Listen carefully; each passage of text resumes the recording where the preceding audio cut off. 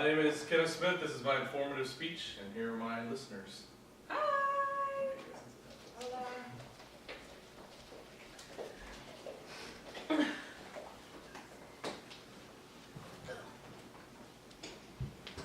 Hello. So, Cinco de Mayo. We think of that as usually tacos and margaritas, right? Or maybe Mexican Independence Day. So what is Cinco de Mayo really? Well, Cinco de Mayo is also known as the anniversary of the Battle of Puebla.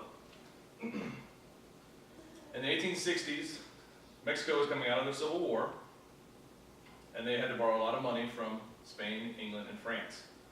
Well, in 1861, the government of Mexico said, guess what, we can't pay our debts anymore. So Spain, England, and France decided they were going to come and attack Mexico in order to negotiate better terms in order for them to repay their debts.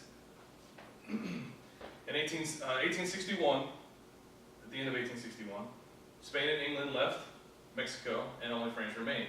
Well, France had to try to take Mexico City, and in order to do that, they had to go through the town of Puebla. So on May 5th, 1862, Mexico invaded Puebla with thousands of troops, and General Ignacio Zaragoza had a very, very small army, and he defeated the French army in what is now known as Cinco de Mayo. Even though the war with France lasted another 5 years, this battle is significant because it showed that a very small army could overtake a foreign entity, a very larger army. Mexico did eventually win the war in 1867 with the help of the United States.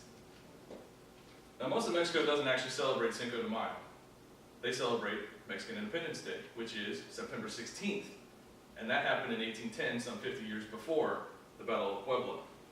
Now, the citizens of Puebla do celebrate Cinco de Mayo, but they don't celebrate it because of the battle. They celebrate it in order to celebrate their way of life. So they have lots of parties and lots of dancing and lots of festivals. Cinco de Mayo actually has ties to the Civil War as well. In the 1860s, we were right in the heart of the Civil War in the United States, and the Union armies were losing to General Lee's Confederate Army in California. Now, most people don't know that Napoleon from France was actually coming over here as well to help the Confederate soldiers win the war, win the Civil War. When the news of the Battle of Puebla reached the Latin community in California, they were very excited and they celebrated because of the victory over the larger entity. It gave them hope that potentially the Union could beat the Confederate. They celebrated, and that's how Cinco de Mayo was born.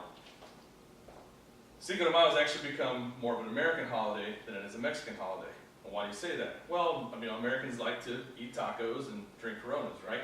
Well, there's a little more to it. The celebration of Cinco de Mayo, as I said, has been traced back to the Latin community in California. When they heard about the victory over the French in Puebla, they celebrated and they partied and they had a great time. But it has since become more of a celebration put on by alcohol companies and restaurant companies in order to make money. And the hero of the Battle of Puebla, General Ignacio Zaragoza, was actually from Texas, so he was an American-born citizen. Cinco de Mayo is a day in history that should be celebrated, but not for the reasons that we celebrate it.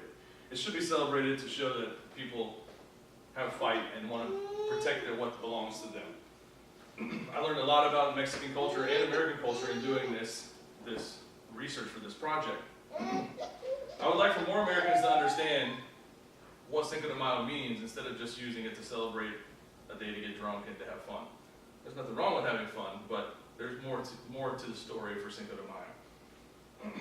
So, doing this research has really changed my understanding of what I think about Cinco de Mayo, and I hope you guys learned something new as well.